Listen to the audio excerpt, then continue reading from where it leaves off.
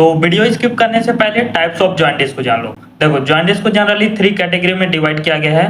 पहला होता है हेमोलाइटिक जॉइंटिस, दूसरा होता है हिपैटिक जॉइंटिस और थर्ड होता है हम लोग का ऑब्स्ट्रक्टिव जॉइंटिस। हेमोलाइटिक जॉइंटिस क्या होगा?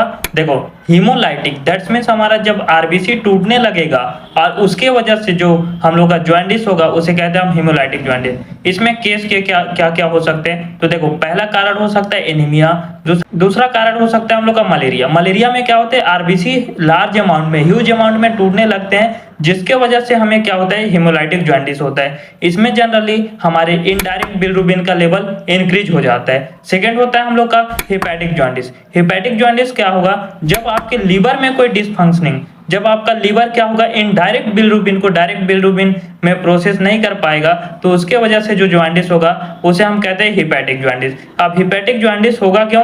तो जब हमारे हिपेटोसाइट सेल्स दैट्स मींस हमारे लीवर में कोई डिसफंक्शनिंग हो जाएगा, जैसे हेपेटाइटिस हो गया, hepatitis A B, liver cirrhosis हो गया, इन सब केस में क्या होगा? हमसे जो जॉइंटिस होगा उसे हम कहते हैं हिपैटिक जॉइंटिस। अब हिपैटिक जॉइंटिस में क्या होता है? इनडायरेक्ट एंड डायरेक्ट दोनों बिलिरुबिन का लेवल इंक्रीज हो जाता है। थर्ड होता है हम लोग का ऑब्स्ट्रक्टिव जॉइंटिस। ऑब्स्ट्रक्टिव मतलब ऑब्स्ट्रक्शन, दैट मीन रुकावट।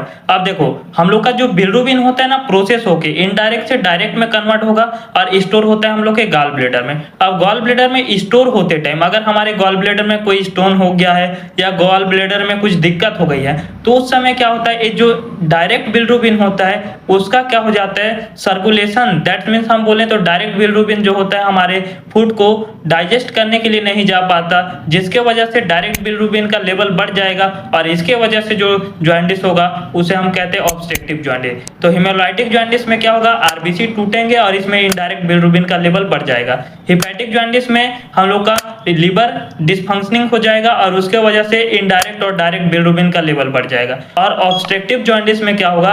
हम लोग का जो गॉल ब्लैडर है उसमें कोई स्टोन हो जाएगा या कुछ डिसफंक्शनिंग हो जाएगा, जिसके वजह से हम लोग का डायरेक्ट बिलिरुबिन का लेवल बढ़ जाएगा और इसके वजह से जो जॉइंटिस होता है उसे हम ऑब्स्ट्रक्टिव जॉइंटिस कहते हैं। Thank you so much for the watching.